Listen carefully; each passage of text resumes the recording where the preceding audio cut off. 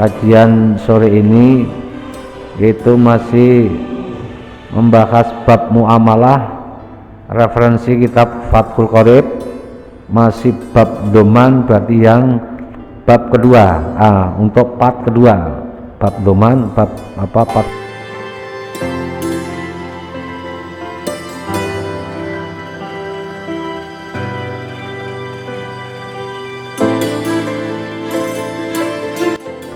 mudah. Akan bermasalah apa mudah? Bermasalah apa mudah? Oh ya, ya. Oh ya.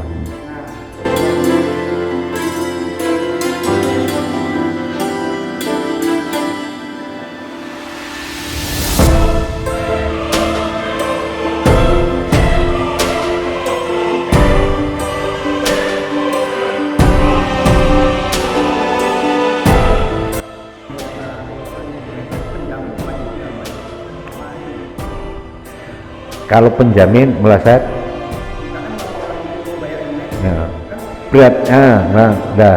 berarti tanggung jawab penjamin harus ngejar yang dijamin.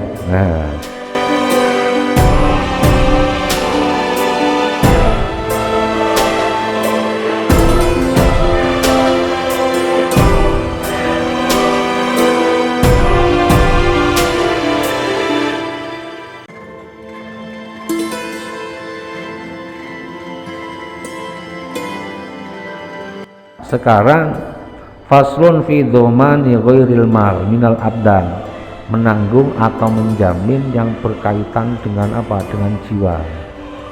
Yang menanggung berkaitan dengan jiwa fi dhamani ghairil mali. Dal ini menerangkan tentang apa? Menjamin selain harta minal abdani, dari anggota, dari badan jiwa. Wa yusamma kafalatul wajhi, yang disebut apa? Kalau menanggung menjamin yang berkaitan dengan harta disebut doman, kalau menanggung atau menjamin yang berkaitan dengan jiwa disebut kafalah.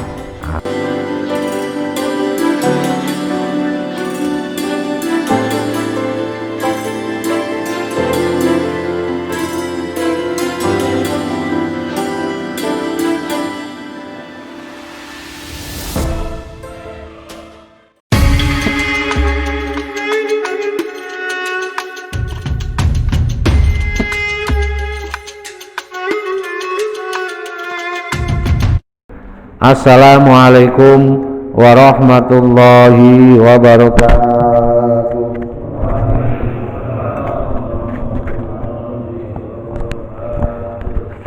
Bismillahirrahmanirrahim. Alhamdulillahirabbil alamin. Wa bihi nasta'inu ala umurid dunya waddin.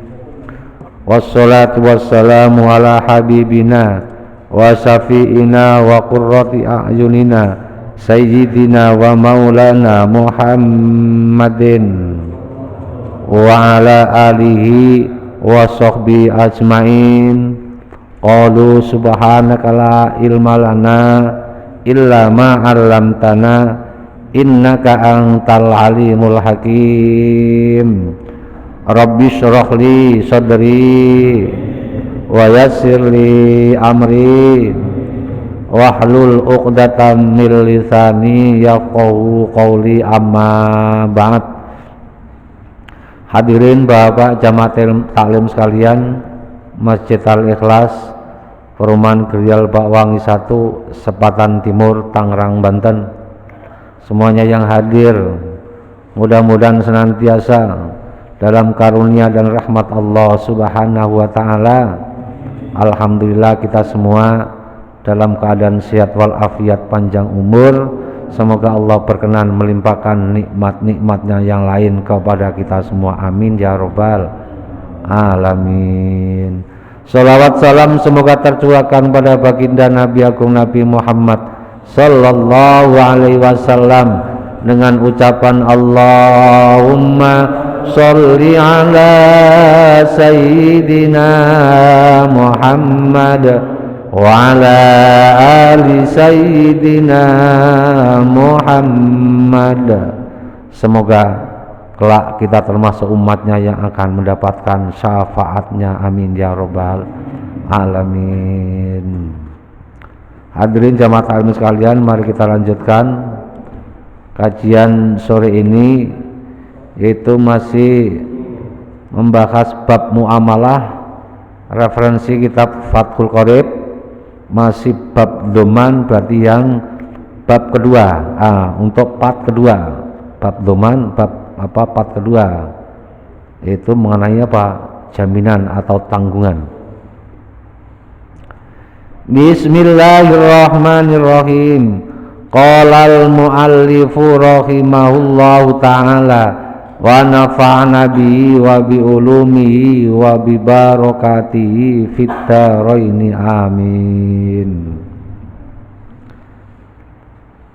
Kemarin sebelumnya yang kita singgung wali sahibil haqqi, bahwa orang yang penagih hutang, yang punya modal, penagih hutang, dia berhak menagih terhadap orang yang menjamin, yang menanggung, sama terhadap orang yang punya utang. Yang punya utang boleh ya. Kemudian wa qalu idza kana dhamanu ala ma bayyana sakitun fi aksari nusakhil matani. Pak Wanggada ya, langsung kita maknanya ya. Wa idza gharimad dhaminu, wa idza gharima, jika melunasi hutang, siapa yang melunasi hutang? Ad-dhaminu, orang yang menanggung hutang, orang yang menjamin sebagai penjaminnya. Kemudian si penjamin itu apa? Tiba-tiba apa? Dia melunasi hutangnya, yang ditanggung hutangnya kemarin. Kemudian mereka apa? Mereka melunasi, membayar hutangnya. Ya mungkin karena hutangnya apa? Hutangnya enggak begitu gede, tapi dia bayar, yang jamin tuh yang nanggung. Nah, kalau seperti itu roja'a, maka bisa minta ganti kembali. Siapa yang minta ganti kembali? Domin yang menanggung. Terhadap siapa? Alal madmun anhu, terhadap orang yang ditanggung, yang dijamin. Jadi kemarin kan contohnya Pak Andri sama Pak Slamet. Pak Slamet ada? Akan kemarin kan yang Pak Andri aja. Kemarin yang jamin saya, yang hutang Pak Andre, yang dihutangin Pak Jaini, ya gantian Pak Jaini ya. Pak Jaini. Tiba-tiba saya udah Pak Andre hutangnya sama Pak Jaini sudah saya bayar, sudah bayar. Berarti roja'a alal madmuni anhu, berarti saya berhak menagih sama Pak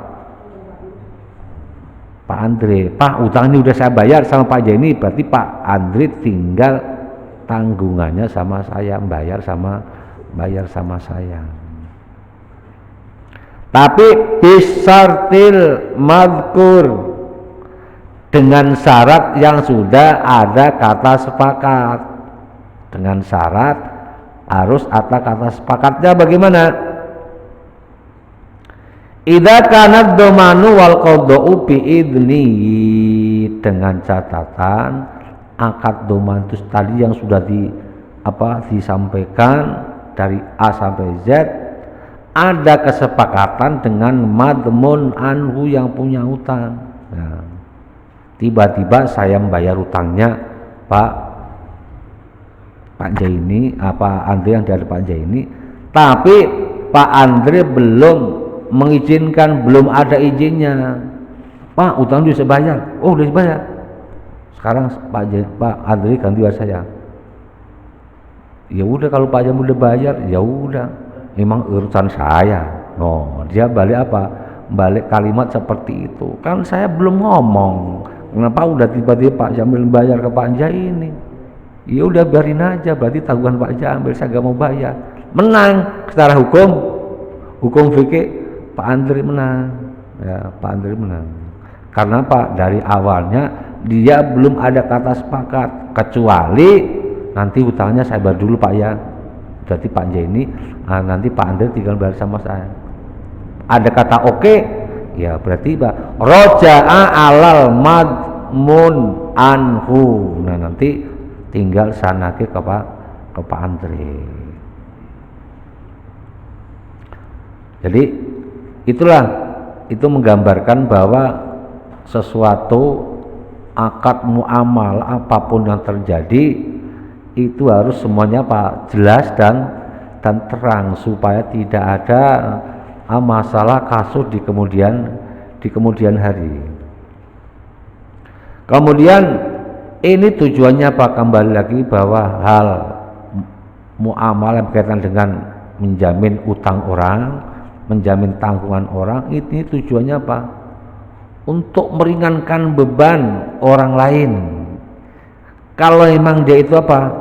Terhimpit utang, terhimpit masalah, kemudian kita bantu, itu sama juga apa? Meringankan beban orang lain. Man nafasa alal mu'mini, man nafasa alal mu'mini kurbatan, barang siapa yang melonggarkan apa? Melonggarkan kesempitan orang-orang mukmin, kurbatan, satu masalah, satu kesempitan aja. Ming kurobi yauma apa? Ming kurobid dunya, dari apa? Hal-hal yang berkaitan dengan urusan dunia banyak macam-macam, mungkin apa? Berkaitan dengan utang piutang, mengenai tentang anak ini udah waktunya masuk sekolah, biaya pendaftaran mahal 10 juta, 20 juta, nggak punya duit, kita harus masuk anak kita ini masuk kuliah sekian, harus punya duit. Akhirnya Pak pinjam temennya, Pak Tulus pinjam duitnya Pak 10 juta. Nah, Pak Tulus pinjam duitnya 10 juta. Buat apa Pak? Berdaftar sekolah. Pak Tulus nggak yakin, wah ini ntar beres nggak utangnya. Nah tiba-tiba ada yang datang, Pak Halusi, saya Pak yang jamin, kasih utang, saya yang jamin. Maksudnya untuk meyakinkan bahwa agar Pak Tulus memberi utang terhadap orang yang hutang itu, nah datang Pak Halusi. Nah tujuannya Pak, berarti Pak Halusi meringankan beban orang lain, supaya Pak, agar Pak Tulus percaya sama orang itu, akhirnya Pak Halusi datang untuk membantu meringankan. Nafasallahu anhu kurbata yaumal qiyamah, barang siapa yang ingin apa meringankan beban orang lain, ini janji Allah, nafasallahu kurbata yaumal qiyamah, Allah nanti akan apa? Mempermudah besok orang itu di hari kiamat. Karena pada dalam ayat yang lain, hal jazaul ihsan ilal ihsan, amal kebaikan pasti akan dibalas dengan amal kebaikan. Hal jazaul ihsan ilal ihsan, amal kebaikan akan dibalas dengan amal kebaikan, baik di dunia maupun di akhirat. Ya.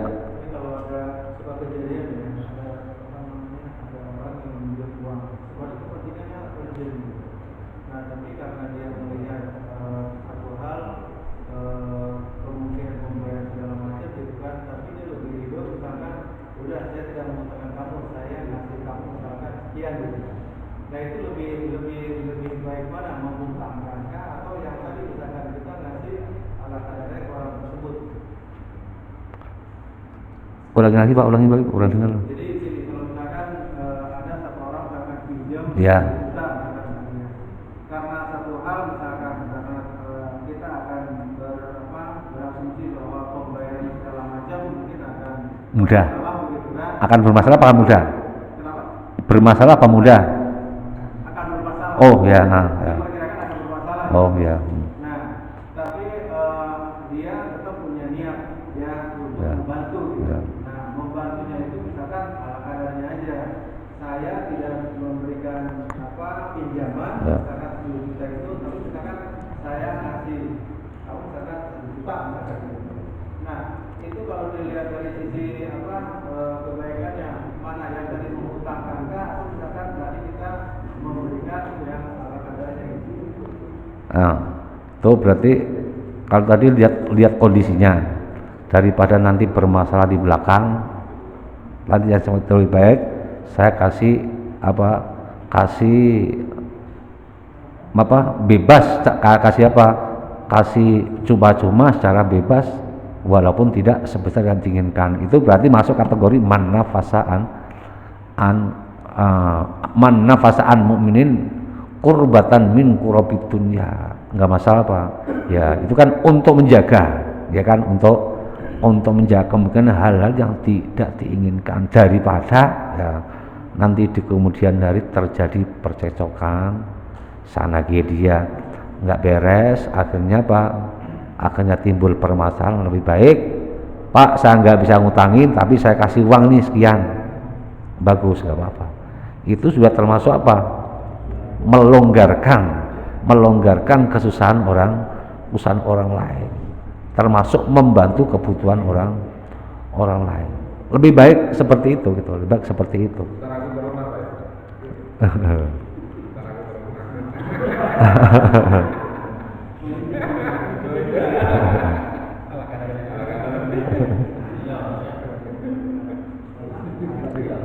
Jelas Pak ya?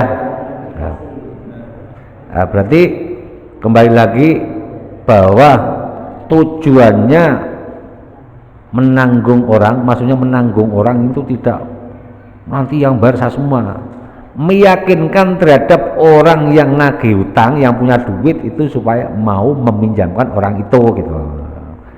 Ya kembali lagi dengan meyakinkan itu, akhirnya Pak yang punya hutang mau mengutangin, karena yang dilihat tadi bukan yang orang yang hutang, tapi yang menjamin itu, yang menjamin itu. Karena dia duitnya banyak, dia orang baik, dia orangnya loma. Udah oke Pak, karena saya melihat Bapak sehingga saya memberi hutang terhadap si A.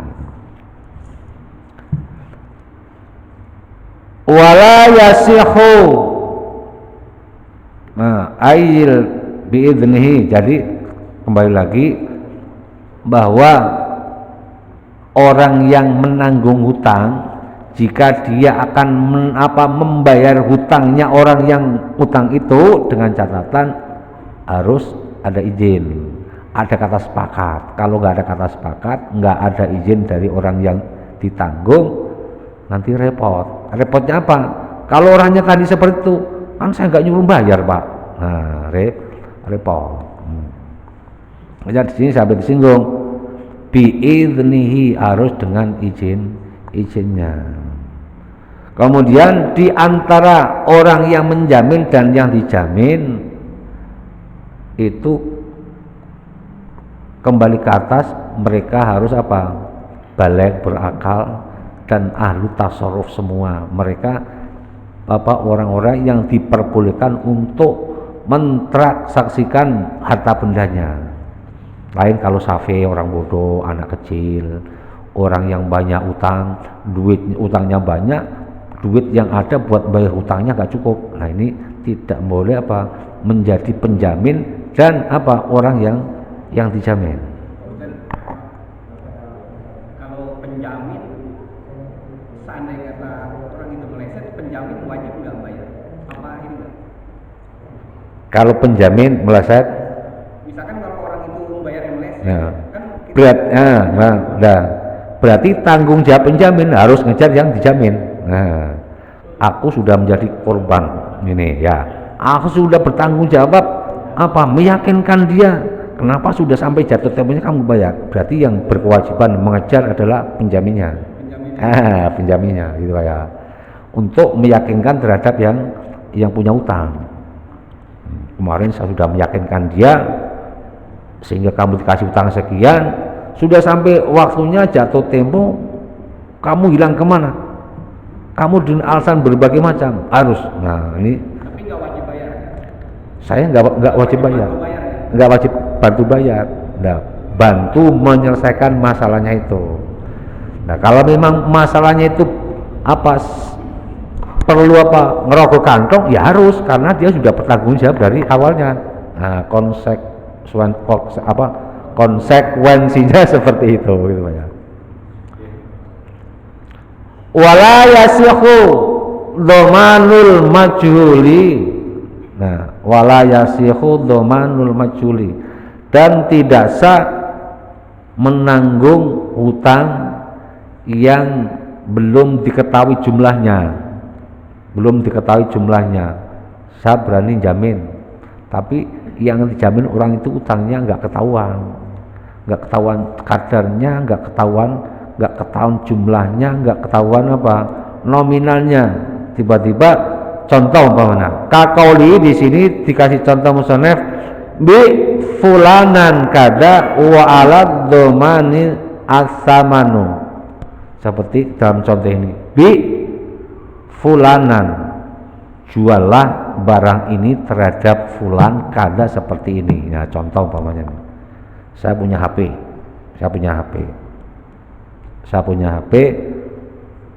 kemudian umpamanya Pak Ujang punya HP ya, udah Pak, HP-nya jual ke Pak Wardi ya, dijual ke Pak Wardi. Udah Pak, HP-nya jual ke Pak Wardi, dijual berapa nggak tahu, dibeli berapa, 2 juta, 3 juta, 5 juta, enggak, pokoknya jual ke Pak Wardi, nanti urusan harganya saya yang nanggung. Berarti kan belum jelas, kecuali jual ke Pak Wardi 5 juta, kalau Pak Wardi nanti nggak sanggup bayar, nah saya nanggung harganya, itu baru jelas. Kalau jual ke Pak Wardi HP itu, barang itu, nanti masalah harganya urusan saya nanggung.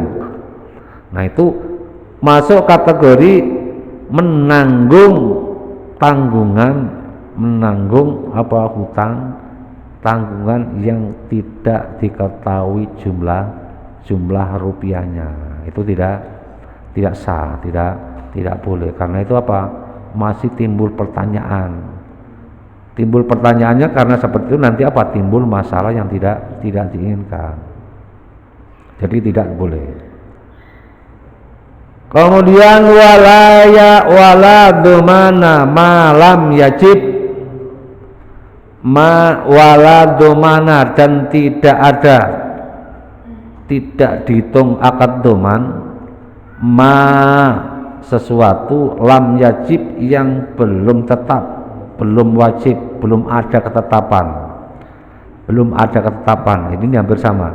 Kadomani mi'atin tajibu ala zaitin fil mustaqbali, seperti nanggung duit 100, berarti ini duit 100 juta kali ya, tajibu yang wajib ala zaitin terhadap zaid fil mustaqbali, di masa yang akan datang.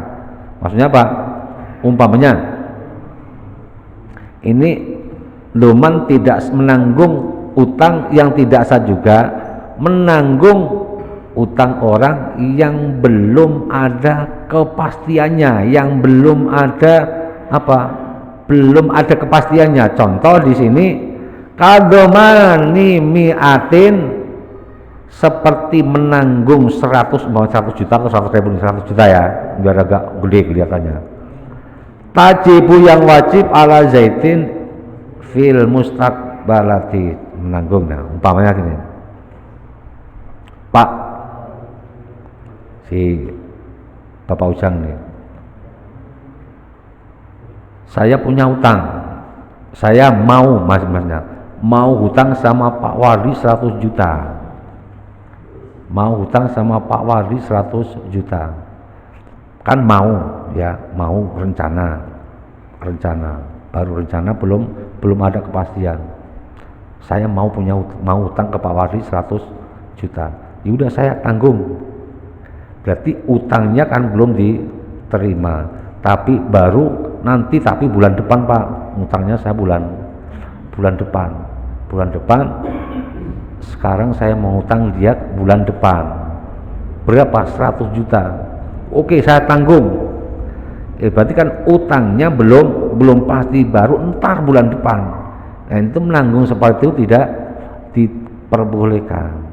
Kecuali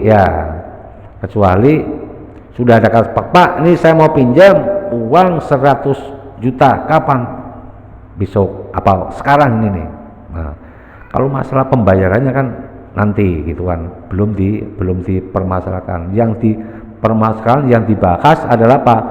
Duit yang diterima sebagai tanggungan hutang harus jelas pada waktu itu. Jadi utang yang belum ada kepastian itu juga tidak boleh ditanggung. Hampir sama seperti apa? Utang yang belum ditentukan jumlahnya.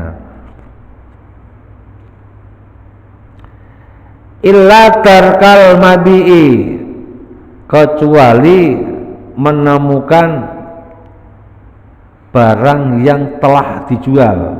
Maksudnya menemukan barang yang dijual, bagaimana ini?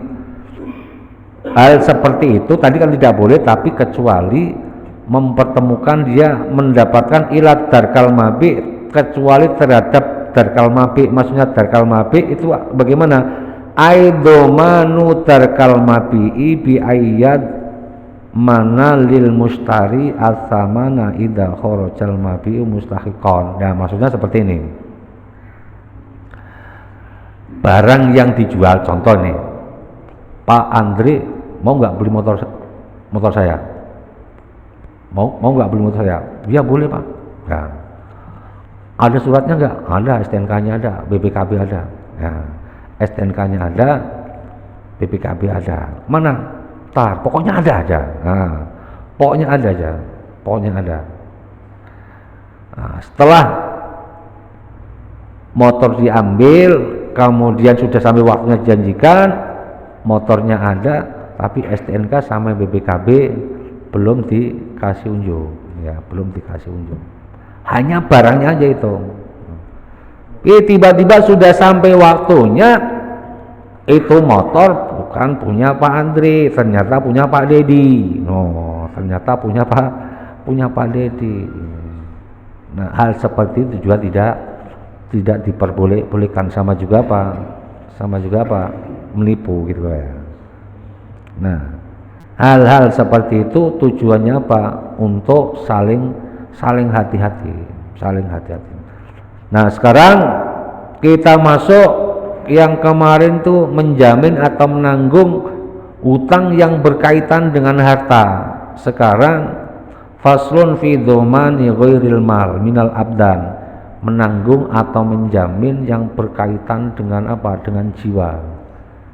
Yang menanggung berkaitan dengan jiwa fi dhamani ghairil mali.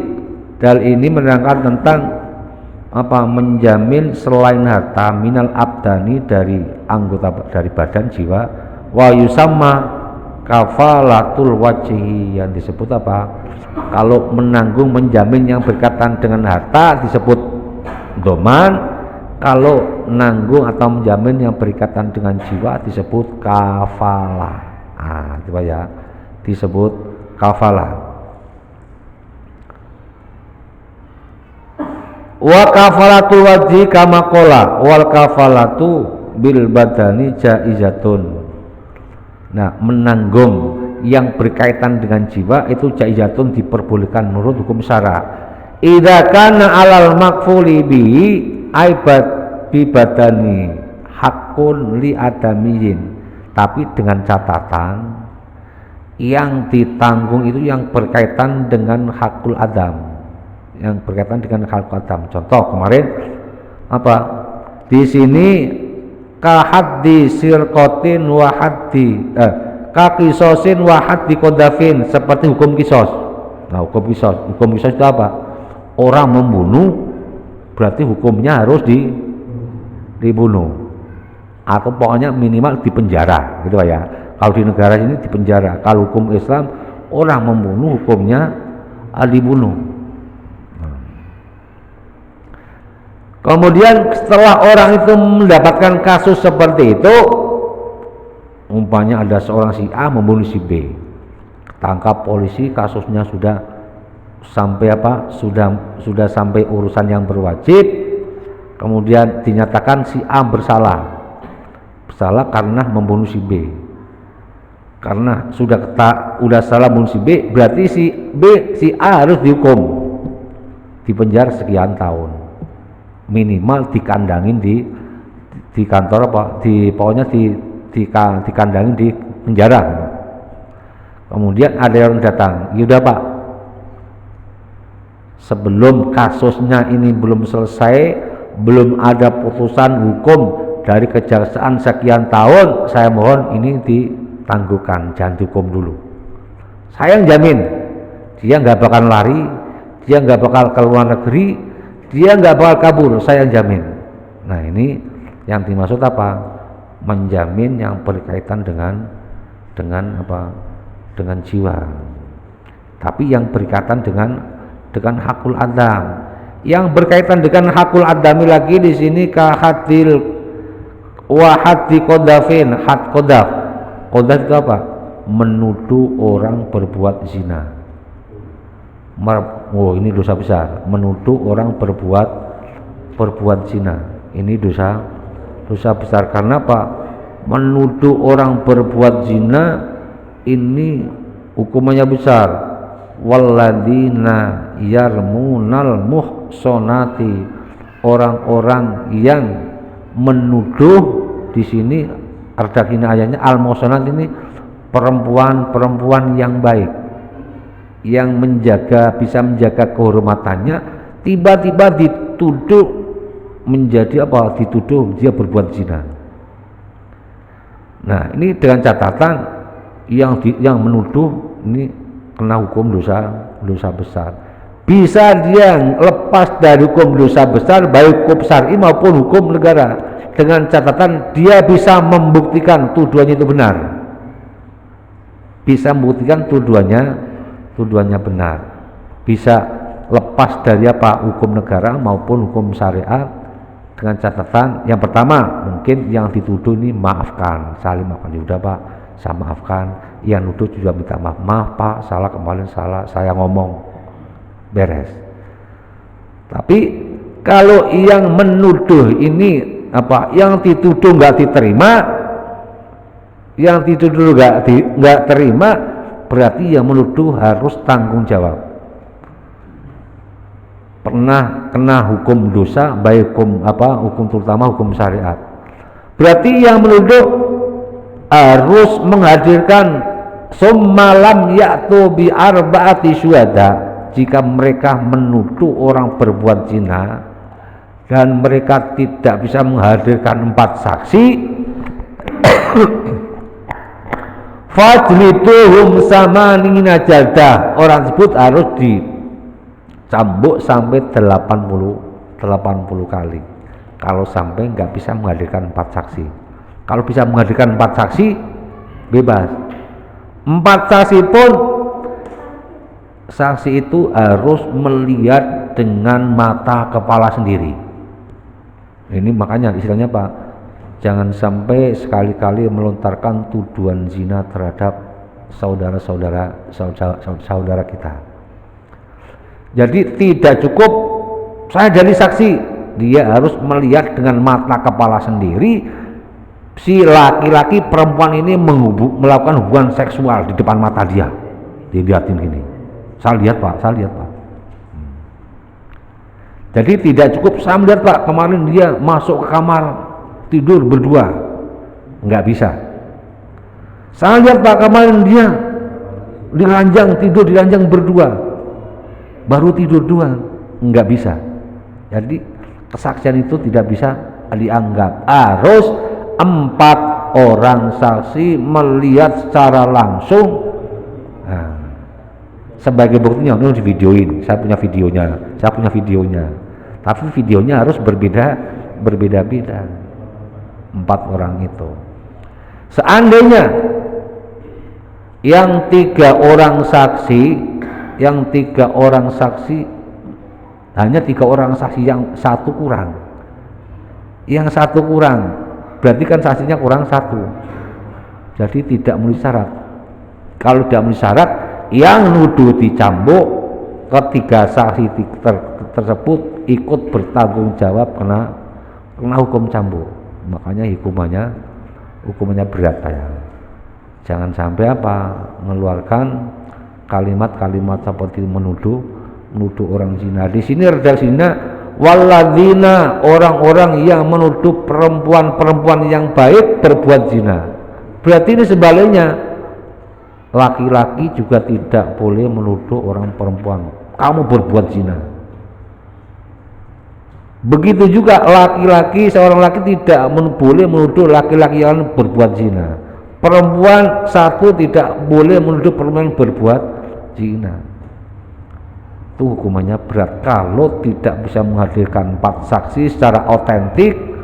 Nah, itu kembali akan hukuman akan kembali kepada yang menuduh. Itu pun kalimat itu harus diucapkan dengan kalimat yang sharih, karena qadzaf itu harus diucapkan dengan kalimat sharih.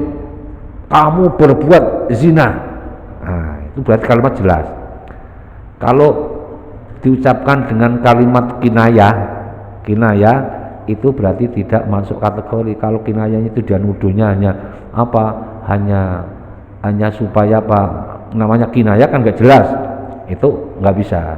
Apalagi kalimat tuduhan zina diutarakan dengan kalimat iktirad, nyindir,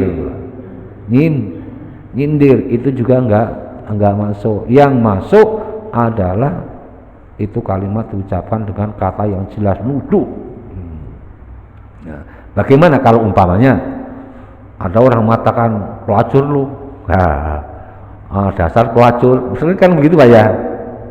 Nah, kalau hanya sekedar kata-kata mengumpat atau mencaci maki, sekarang kan udah musim bahasa yang sama. Contoh maunya jable kan sama nggak dengan pelacur, pezina, sama aja.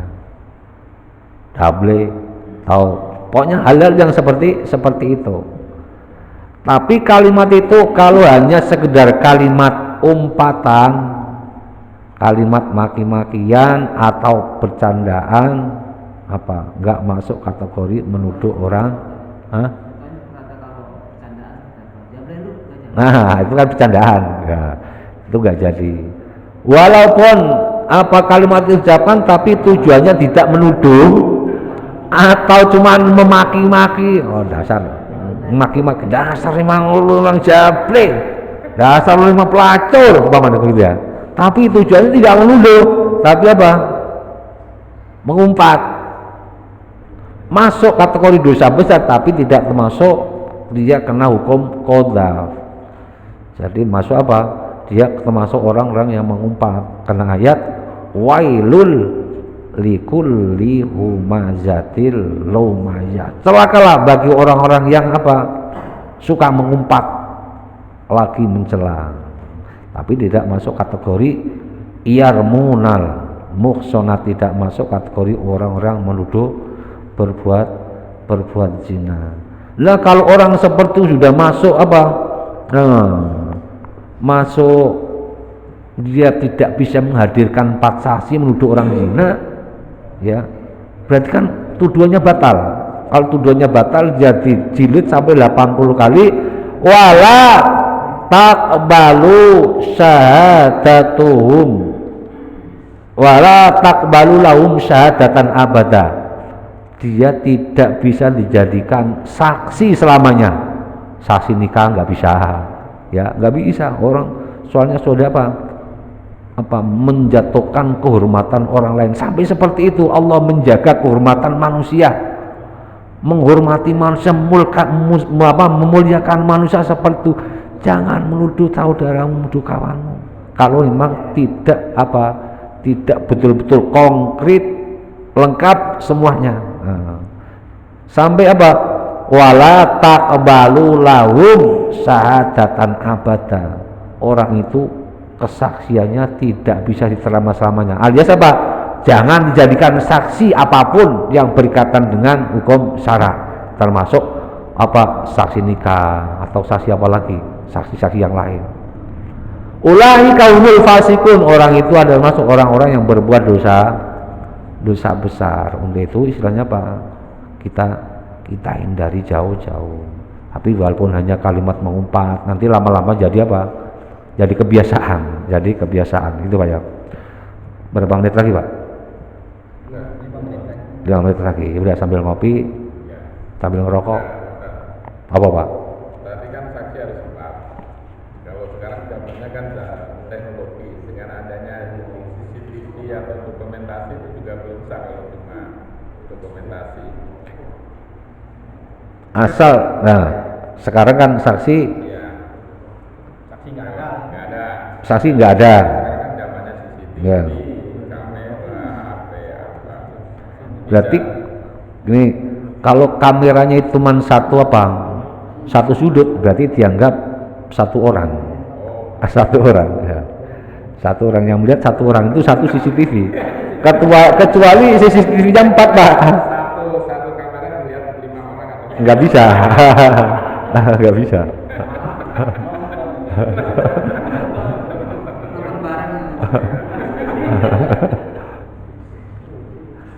Jadi saksinya 4 harus melihat dengan mata kepala sendiri. Berarti yang sini jadikan malah biar baati suhada 4 saksi, yang maksud 4 saksi ini adalah orang. Nah, kalau yang itu video itu kan barang bukti. Nah, saksi itu bisa membawa barang bukti, tapi tidak bisa dijadikan saksi, gitu Pak. Saksi yang saksi ini adalah apa? Orangnya. Nggak boleh. Ya.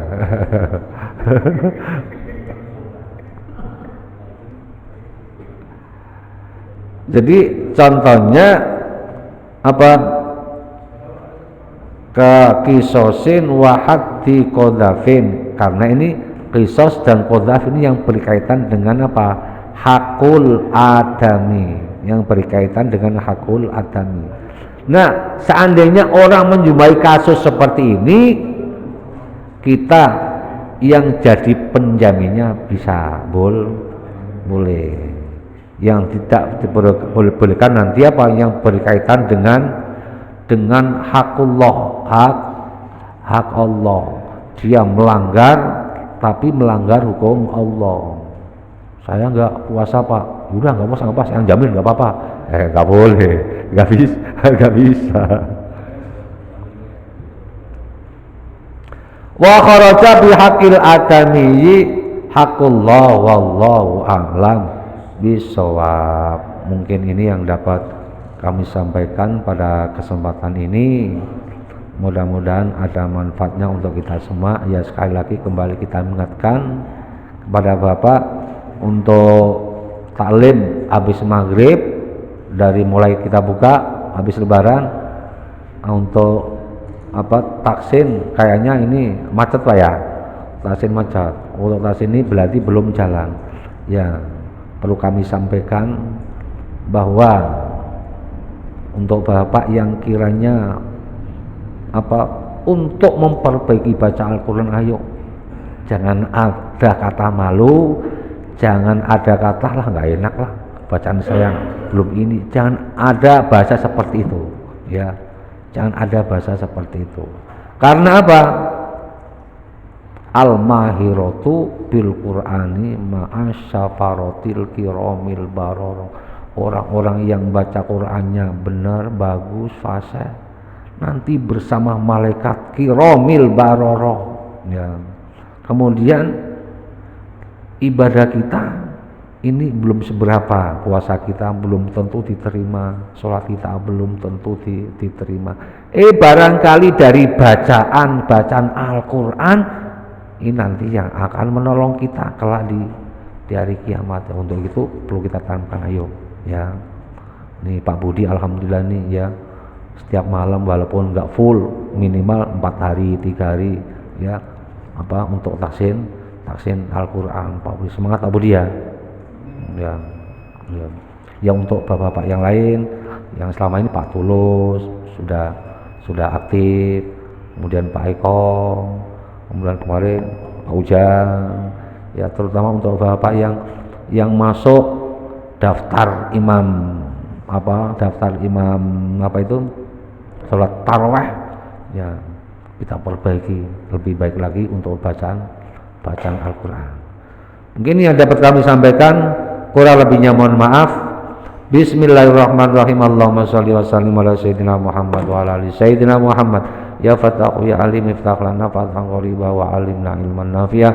Allahumma alimna ma 'allamtana, alimna ma la 'allamtana, alimna ma la 'allamtana, alimna ma yanfa'una, alimna ma la yanfa'una, innaka ta'lamu wa la na'lamu wa anta 'allamul ghuyub. Allahumma inna na'udzubika min ilmin la yanfa' wa min qalbin la yakhsha wa min nafsin la tasbah wa min du'in la tajab wa min sari dalikal arba' bi rahmatika ya arhamar rahimin. Allahumma ja'al auladana wa talamidana wa ahli baitina wa man hadhara fi hadhil jama' min ahli ilmi wa ahli iman wa ahli taqwa wa ahli Qur'an wa ahli rizqi wa ahli du'a wa ahli khair wa la taj'alna wa iyyahum min ahli syarri wa dhair innaka ala kulli syai'in qadir. Rabbana atina fid dunya hasanah wa fil akhirati hasanah wa qina adzabannar. Sallallahu ala sayyidina Muhammad wa ala alihi wa sahbihi wa sallam. Subhanaka rabbika rabbil izzati amma yasifun wa salamun alal mursalin walhamdulillahi rabbil alamin. Al-Fatihah. A'udzu billahi minasy syaithanir rajim. Bismillahirrahmanirrahim. Alhamdulillahi rabbil alamin arrahmanir rahim maliki yaumiddin. Iyyaka na'budu wa iyyaka nasta'in ihdinas siratal mustaqim siratal ladzina an'amta 'alaihim ghairil maghdubi 'alaihim waladdallin. Kurang lebihnya mohon maaf. Billahi taufiq wal hidayah. Wassalamualaikum warahmatullahi wabarakatuh.